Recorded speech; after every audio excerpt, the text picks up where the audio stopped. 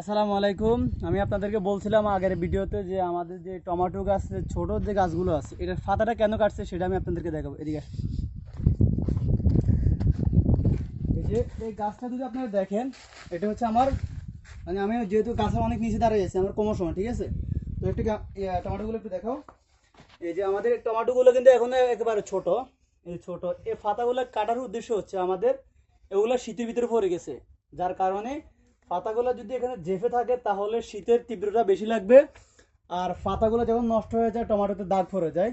এই জন্য আমাদের ডক্টরে এটা বলছে যে জিনিসটা ফালাই দেওয়ার জন্য। এই জন্য আমাদের ছোট গাছের পাতাগুলো কেটে ফেলা হয়েছে, তা নাহলে এত ছোট গাছের কিন্তু পাতা কাটা হয় না।